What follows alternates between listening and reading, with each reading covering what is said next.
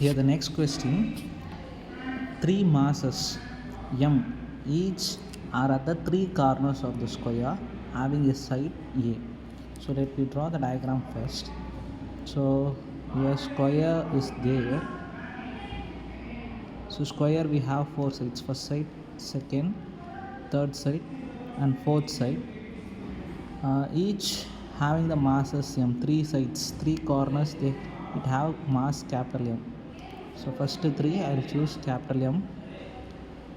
What is the force experienced by the unit mass placed at the fourth corner? So fourth corner I am considering small m. Now the question is, what is the force experienced by the unit mass due to this one? So the first force will be acts like this, F1, and F2 definitely acts like this,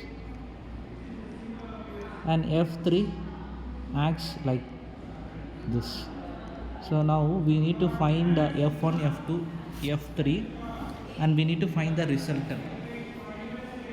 So first I'll find out the F1. F1 and F3 nearly equal because it's a square, all the sides having equal. So force Gm, unit mass they say, no, so unit mass in the sense small m value is 1, so need not to consider. So Gm divided by A square. Now F1 and F3 are equal and they having the force Gm by A square. Now resultant of F1 and F3, F1 is in this direction, F3 is in this direction, so the resultant will be act in this direction. So the resultant will be acts in this direction. So the resultant formula we studied, R vector in the sense F1 square plus F3 square plus 2F1 F3 cos theta. Here the theta is 90 degree, cos 90 degree the value is 0. So cos 90 degree 0 is value, so this term will be cancelled out. So we'll get F1 value is Gm by A square whole square plus Gm by A square whole square square root. So we can say that both terms are same. So 2 Gm by A square whole square, so square root. So I can say like this, 2 root into the square root and square will be cancelled, Gm by A square. Okay, now this is the resultant F1 and 3. So the resultant of F1 1 and 3 will be act here. Now F3, this F2 also act in the same direction. Now we need to find the F2. So F2, I'll do it here. F2 will take the triangle, this side A and this side A.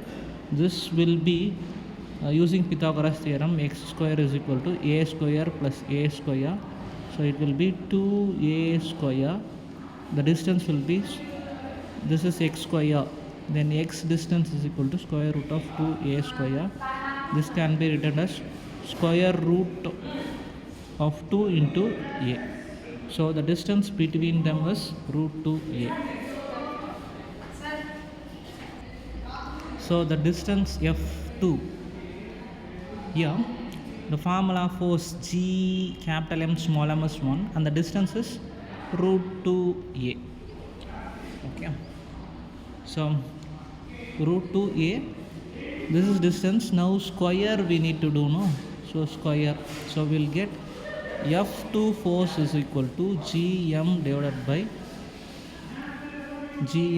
by the value is square root will be cancelled, so we'll get 2A square. We can straightly take this value also, x square is equal to 2A square. So this is F2. Now F13 and F2 are in the same direction. So we can add these two things, that will be the net force. So F net is equal to square root of 2gm capital M by A square plus gm by 2 A square. So the next common terms we can taken out. So here the common terms are gm by A square, and we'll get here root 2 plus 1 by 2. So this is the net force acts on the mass small m1, small m, that is 1 kg, by the other three masses. Thank you.